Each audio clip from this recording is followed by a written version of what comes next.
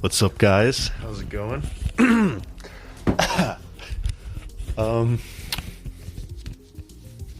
gonna give this ski mask thing a little bit of a try. What do you call it? Faceless on Instagram. I'm gonna try out his style a little bit. So the point, or the thing I wanted to talk about is we're going to talk about another dating advice movie or video. Movie. What are we talking about here? We're going to be talking about dating advice. And the specific dating advice we're going to be talking about here is the sexual market value, I think. And you guys probably know a little bit about this and such. But I think there's a portion of it that I think guys especially don't really understand, and they would do well to get a good understanding of this. What are we talking about? Actually, first, before that, what should I draw? All right, I'll draw Columbus. That's what I'm going to draw. All right, so sexual market value. If you don't know what it is, I mean, self-explanatory in the name. It's the, how would you say it? The value of people in a sexual market. How desirable one person is, I guess, in this hierarchy. Yeah, that's one way of saying it. Yeah, I'll say that. So, to get started, how do men and women think in terms of this, I don't know, the psychology behind relationships? From my understanding of it, women, I think one of the primary movers of women is hypergamy. Women want to date someone who is either at their level or way better than them. And ideally, a woman wants to date, like some people say, like, oh, she wants to date a giant, not just how tall they are, which, I mean, women like tall guys. That's the thing. But they want to date like a giant. They want to be like, oh, they want to look up and say like, oh wow, that's my man. He's he's like really, really attractive. He has like a really great job. He's this and that. They want someone who's like super competent, at least compared to who they are. And I guess in the age of social media, I feel like that social media and hookup culture, I feel like that kind of the normalization in terms of kind of understanding kind of where you are on the bell curve is very skewed, just because I don't know, social media really I mean, talk to any girl, like they have like tons of guys in their DMs, and I'd say that even someone who is conventionally, like not like it's like okay, mids, like someone who's mid is going to still get a lot of attention, and they're going to think, if someone isn't that really desirable and they get a lot of attention, and they're probably going to think, oh wow, I'm super desirable, which makes people who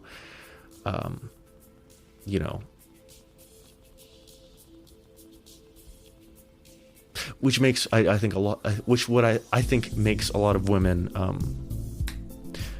kind of not really understand their actual kind of place in a normal distribution. Now that's a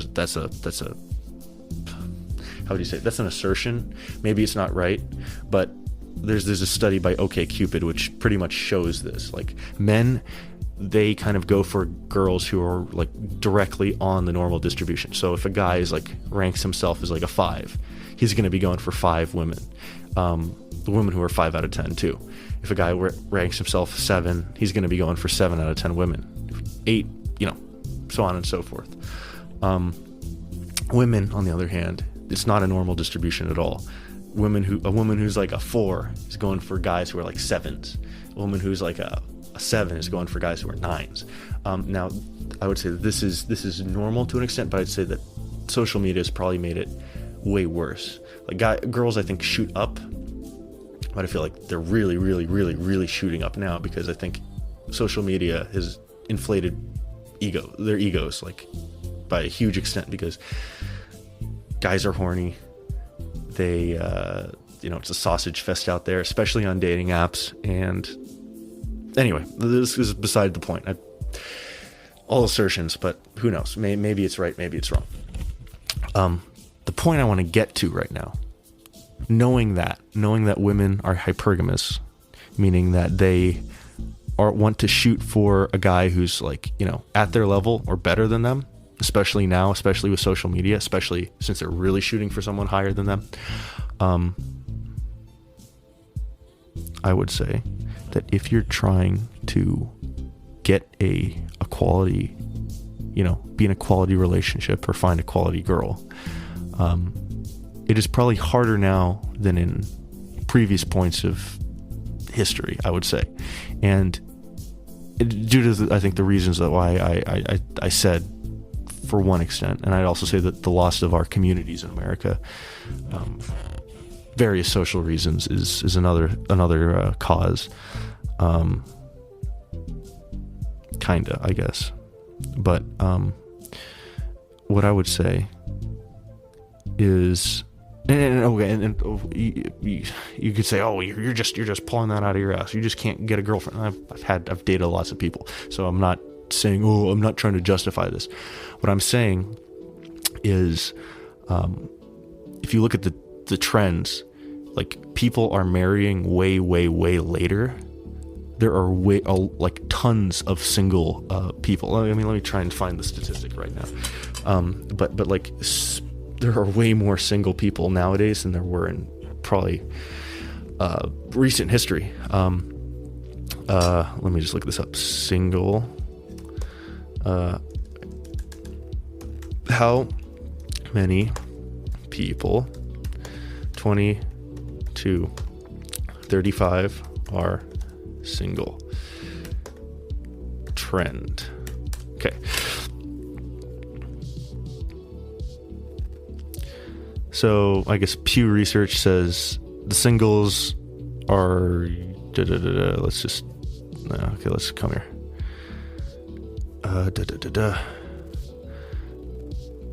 Just over half of 18 to 34-year-olds have had no steady partner. And this is a trend that is going upward since, I guess, 1986 when they started recording this. Percent of men and women ages 25 and older who have never been married. Let me just read this out.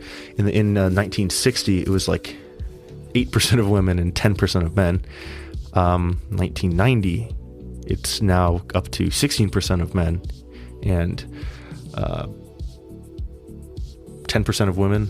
And then now in 2012, it's 23% of men and 17% of women. And it doesn't go further than that, but it's probably way worse now. It's like, 51% of people aged 18 to 34, 51% of 18 to 4-year-olds have had no steady partner. 18 to 30, like, and this trend is, like, it was 35% in 1986. Anyway, so there's a trend of singleness going on. It is harder to, and I would say that it's probably harder to make it in the current sexual marketplace than it was in the past. Especially if you're looking for someone who's like, if you have standards, it would be very easy to just, if you lower your standards or whatever, to get someone. But if you're trying to look for a good person, it's a little harder. And for that reason, I'm going to go into how the sexual market kind of changes for men and women. So for women, their value, in terms of sexual marketplace, from my understanding, between 18 and 25, that's probably where the highest point is. And then after that, decreases. Some people say it peaks at like 20. Some people say it peaks at 18. Some people say it peaks at 25. But the point is, it peaks early and then rapidly kind of decreases. And this makes sense because, fertility rates after you get older rapidly decrease. For men, it's different. Now, I've heard a lot of different statistics and blah, blah, blah, or whatever. But for men, it's a lot different. The way it usually works out is it's pretty low up until, I'd say, I think 24, 25, it increases. And I'd say that some people say that it peaks from between 25 to 35. Probably closer to like, peaking at 30 is when men's sexual market value is like at its highest. And some people say, oh, it continues after that, which I'd probably say I disagree with that, but that's kind of what I've understood from the trends. So what this means, I would say this is something that probably a lot of, more guys than they'd want to admit would resonate with this. But let's see here, and let me just bring up a quote. So I think there's a video by Sam Hyde I watched where he says, where he was just talking about basically this point. He was saying essentially, how would you say it? He was saying essentially, guys who are like, teenagers to like young adult, early 20s or whatever, like they are basically seen as worthless. He used different language, but that's essentially the point. Men, when they're very young, are essentially seen as worthless. Now there's the value from a man is seen sometimes in his potential. You could, on the sexual market, like women could say that, oh, you know what? Yeah, this guy, he looks like he probably has a lot going for him. He has a bright future and whatnot. But that's kind of more vague and up in the air, and it's probably more if you're like, an attractive guy, very attractive guy or whatever. But for the most part, in terms of the actual value that you bring to the table, in terms of this kind of, game, you don't really have much, because, what do you really have to bring to the table? What real competence can you really show? Like, maybe you were in college for a while, so are most girls that guys are kind of going for. You've been in high school, maybe you've had some summer jobs. Have you really made anything big? Probably not. Your impact to society has been pretty small. Also, this is an interesting statistic I read. In terms of attractiveness, I guess just general, attractiveness, facial features, body, all that stuff. Men, they don't actually end up kind of reaching a point of well, in terms of like maturity, number one, because your testosterone and kind of like how your body changes, like you don't really end up kind of fully maturing and getting out of, I would say, puberty or whatever until you're like probably 24, 25. And then between like 25 and 30, I've heard that like that's probably when you look the most masculine. So in terms of attractiveness, just plain and simple attractiveness, men, it takes a while for men to actually get there.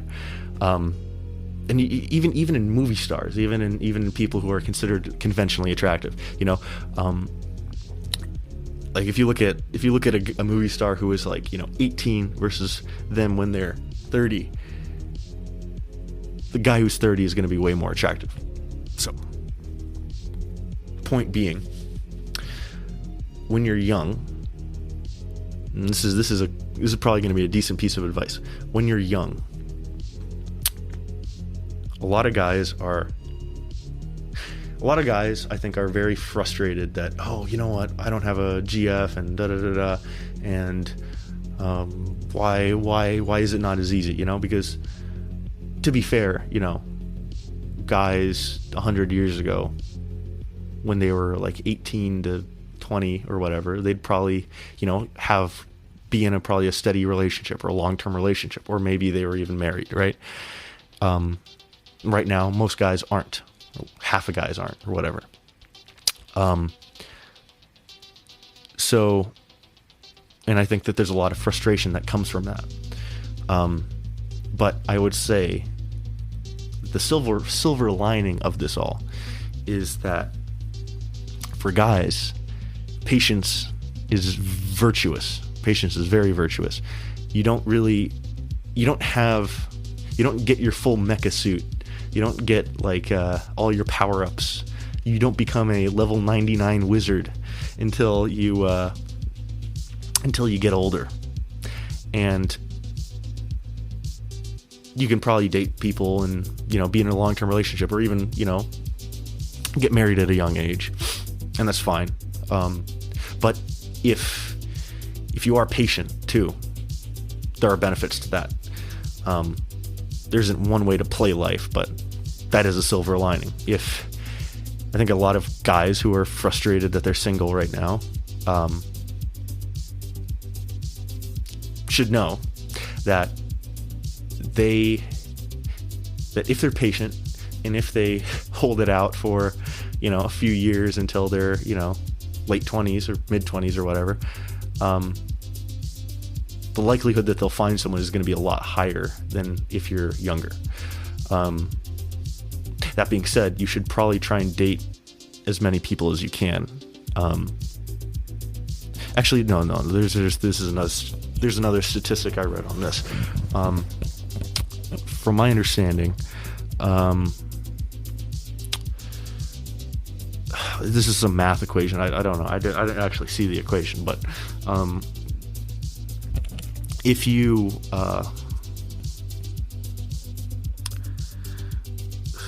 there's not an like it's like kind of like inverse parabola in terms of how many people you should date or something like that. You know, it's like you should date people to an extent, but after you hit a certain point of people you've dated, like it's kind of like a law of diminishing returns. Like you're probably not going to find someone better. So you shouldn't just date and say like, oh, you know, maybe I'll find someone better. There's a point where I think it might be 5 to like 10 or something like that. Maybe 7, maybe 8, something like that. Within that range of like, you know, maybe around 10 plus or so, then it might be a time to settle down. You know, but getting experience like that, you know, getting an understanding of the playing field is good. And I mean, that's probably, I guess, one good method could be using your early 20s to do that.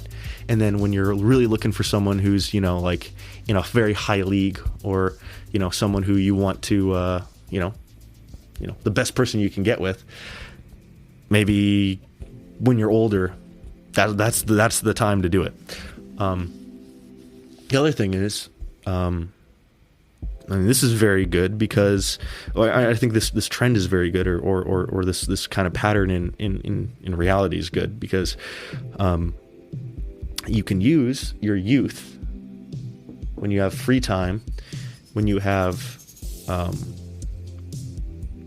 energy. You know, you have a lot of energy when you're young. You can use this to start big projects, big things that are you know, creating something.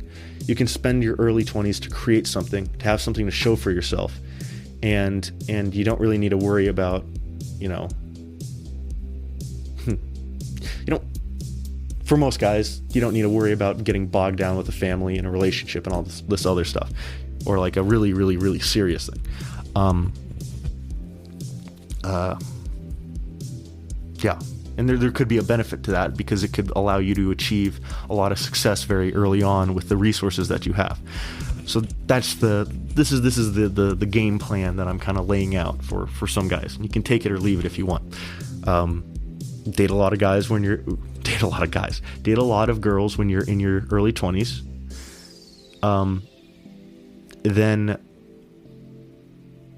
Then really focus on settling down when you hit 24 to 30. And yeah, that's the plan. That's the goal. That's a good goal. But yeah, really focus on creating something important. Create your life project when you're young. Probably. I mean, look at Bill Gates. Look at Zuckerberg. Look at I think Apple too, like Steve Jobs and stuff. Anyway, a lot of these people, they started really young, so probably a good idea to do that. Yeah. What else? I think that's a good thing. At the end of the day, I think I'm just trying to lay out some patterns that I've seen, and I don't know, address some frustrations people have had, and show that I'm trying to also say that it's a lot of people who are kind of what would you say, black-pilled about all this stuff. They're it doesn't seem like I don't think it's as bad as some people say it is, you know. So yeah. But if you really do think it's as bad as people say it is, then maybe you should become a priest. Being a priest is a good job. Be a priest or an Orthodox monk or something like that, you know? Go into the Catholic Church, become a priest. But yeah, I think that's all I had to say about that. But yeah, make sure you check out my Gumroad at goosenov.com. Check out goosenov.com too. I've created a bunch of comic poster prints. I think you guys would like them. What else do we have? We have comics. We have this. We have the Gumroad. There's one week free trial, which is good, and yeah, good stuff. Anyway, I have not slept in a day or so I'm probably gonna sleep right now, and it is 4:23 a.m. Oh boy. Yeah, anyway, if there's any topic you want me to talk about, let me know. Also, thinking about creating interviews on here. We're doing some interviews and stuff, so let me know if you'd be interested in being a part of that. But yeah, hope you guys enjoyed. If you have any feedback, let me know. DM me on Instagram, and I'll see you later. All right, peace out, guys. Bye.